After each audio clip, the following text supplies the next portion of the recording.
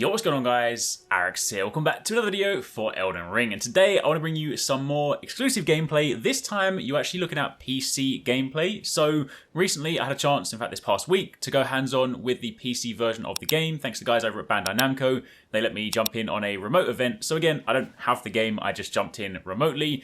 But I did get a chance to play through on PC, and largely speaking, the area we got to explore was very much what we got to play during the closed network test, but there were a few new things. I got to go to the new hub location. I also got to test out a few new I say classes. You know how at the beginning of the game you typically choose a different base, so to speak, and that will of course infer how you start with your stat distribution. There are some different names this time around to what they had in the closed network test, so I thought I would kind of use this as an opportunity to show some of these.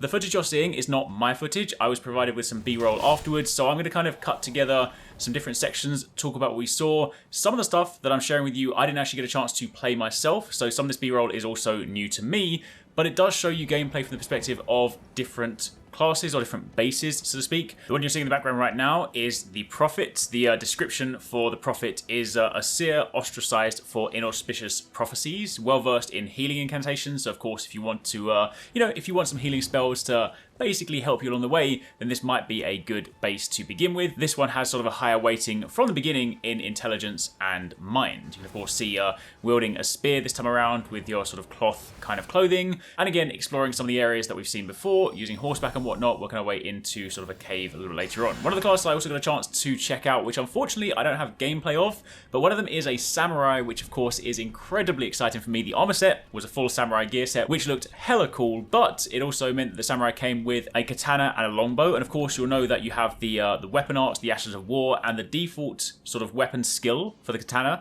basically saw you sort of sheath it in a typical samurai stance, and then you basically bring it out in this sort of double slice, which is so satisfying. Maybe not as flashy as some of the other weapon arts, but it was really cool to see. And they also have a longbow, which is actually pretty potent, had regular arrows, fire arrows, and the weapon art for that basically allowed you to do like a power shot, which did a ton of damage. Now in the rest of this video, we're going to go through a few other sort of clips of the different classes. So if you guys are enjoying this, a like would be super appreciated. Super grateful for the awesome support you guys have been showing the Elden Ring videos we've been putting up this past week. And if you guys are excited for Elden Ring, definitely keep it locked, because I am very much looking forward to this one, and I'm going to be diving in and playing a ton of it when it launches and bring you guys some content. So if you're liking Elden Ring, definitely make sure you stick around.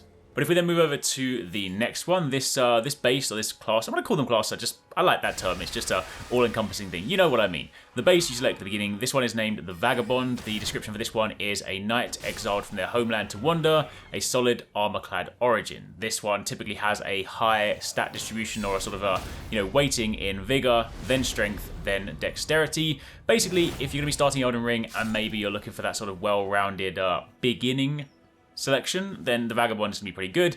Decent armor set. You of course have a shield for some defense. You have some stats. You can of course use some magic as well, as we sort of saw there. And, looks pretty cool as well. The sort of typical silver armor set with the blue all over it, looking quite nice. I mean, I know you're going to change your armor set later on. Also, interestingly, I mean, there's just so much stuff to explore in the Lands Between. There are some of these areas, as mentioned, that I got to, wander around. Other ones are definitely, I think, outside the realms of the closed network test, because what you get to sort of see at the end of this clip is another, world boss or roaming enemy that we haven't fought in the closed network test, looking pretty ominous, but unfortunately the clip cuts away just there. So we then move over to the next one, which is the prisoner, with this weird sort of metal mask that is basically just like, glued to its head. Kind of reminds me of Alphen from Tales of Arise, admittedly, less or kind of more weird and more kind of spooky. Anyway, that being said, discovering this sort of interesting painting. The description for the prisoner is a prisoner bound in an iron mask, studied in glintstone sorcery, having lived among the elite prior to sentencing. They have a higher stat distribution in dexterity and endurance. Moving on from there, we then also have a quick look at, this is the one that was called the Bloody Wolf in the build that's all we played. This one actually wasn't in the PC build that I tested out, but more interestingly, we get a look at them using a new spirit summon, this sort of eagle-like creature, but actually has the ability to breathe fire, which looks really cool. And we then jump over to another scene of that at the castle, or this kind of past the castle, using this massive two-handed sword with a meaty overhead chop.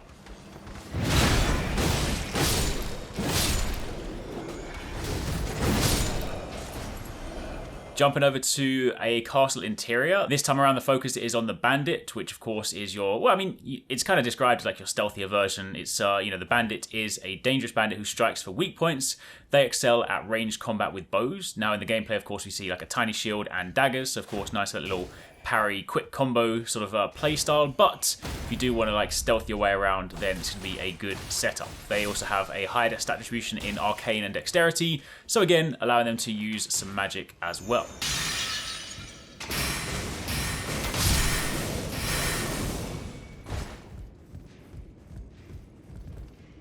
Jumping on from there, we then have the Astrologer. These are scholars who read fate in the stars. They're heir to the school of glintstone sorcery, and they have very high intelligence and mind. So of course, you know, again, if you like the sort of caster playstyle, then this is potentially going to be an interesting pick. Loving the sort of scenery from here. I just like, whenever you have this screenshot, this is like one of the famous like Elden Ring screenshots, just standing looking over sort of the lands, and you have this like blue mist everywhere. It just looks so incredibly impressive. Like just that sheer sense of scale. I just cannot wait to explore like every corner of this map.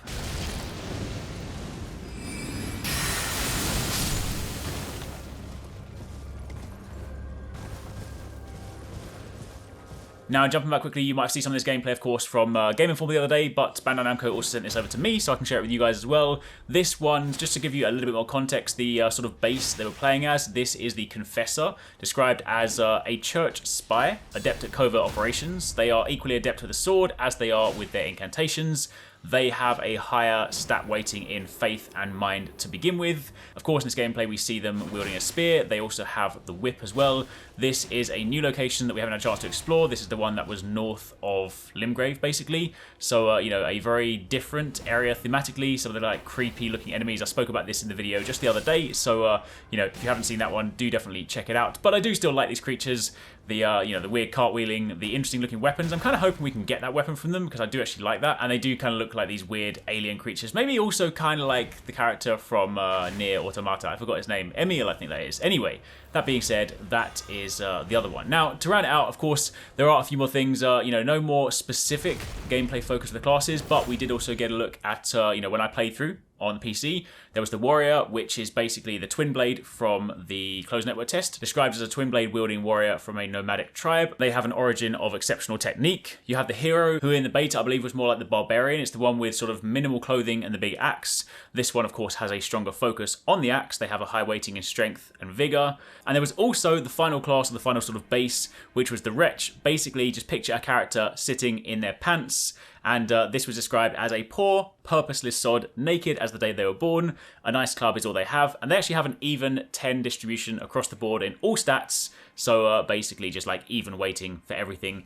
if that's how you want to begin. Now, I did also get a chance as well during the PC hands-ons to try out character creation, and there are definitely plenty of options. For me personally, most important thing, they do actually have good beards. They have a legitimately good beard. I know sometimes in these games they have weak beards. They definitely have a full, like, big old Viking one. Basically, I can create myself in game, which I'm incredibly happy about. But there's plenty of different options in there. There were loads of like, you know, sliders for, you know, going super granular if you want to. Obviously a bunch of presets as well, but there is so many things to choose from. So character creation is definitely looking pretty cool. Unfortunately, I can't show you that for the time being, but we're not too far away from launch. So we'll of course have a chance to take a look at that once we get closer. But for the time being, that is a quick look at some of the new gameplay, some of the new PC gameplay. Game looking incredibly crispy. I think I'm probably going to play the game on PC. Let me know in the comments down below where you guys intend to play the game. But for the time being, that is it. If you've missed some of our recent Elden Ring coverage, then definitely check this one out on the channel. And don't forget to keep it locked because we have got more stuff coming your way very soon.